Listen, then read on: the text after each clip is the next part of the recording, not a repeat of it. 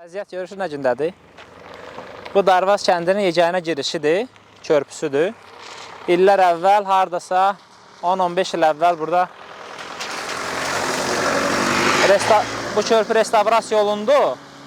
Bu körpü yenə eyni vəziyyətdə idi, düzəldi.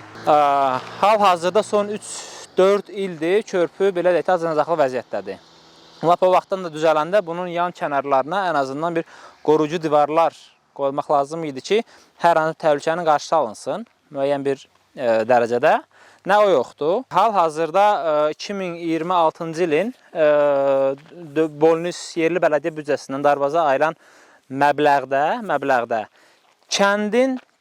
Darvaz kəndinin hardasa da 5-4%-nin istifadə etdiyi kəndin digər çıxışı, hansı ki, heç bir kəndə bağlanmır, dağa çıxırsan, o yolun reabilitasiyası nəzərdə tutulubdur.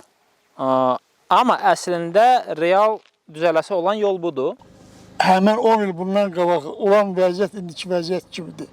İndiki vəziyyət həddidən çox acınacaqlıdır, gedib gəlmək olmur. Maşınlar qırılır, dağılır. Aldığımız, qazandığımız pulların hamısı sərf olunur maşınların təmirinə.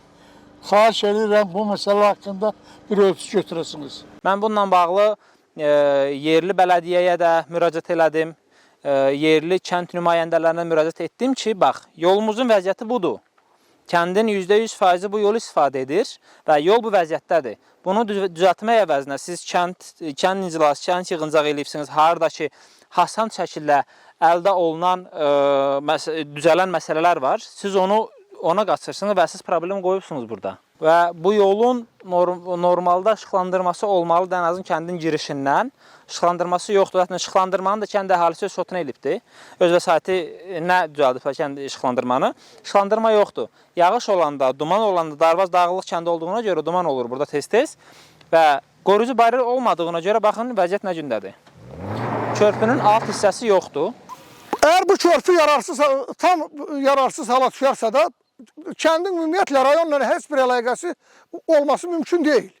Əsas ana girişimiz kəndimizin bu körpüdür. Bu körpü dağılsa, deməli bu kəndə nə giriş, nə çıxış mümkün deyil. Yolumuz bağlı vəziyyətdə qalır.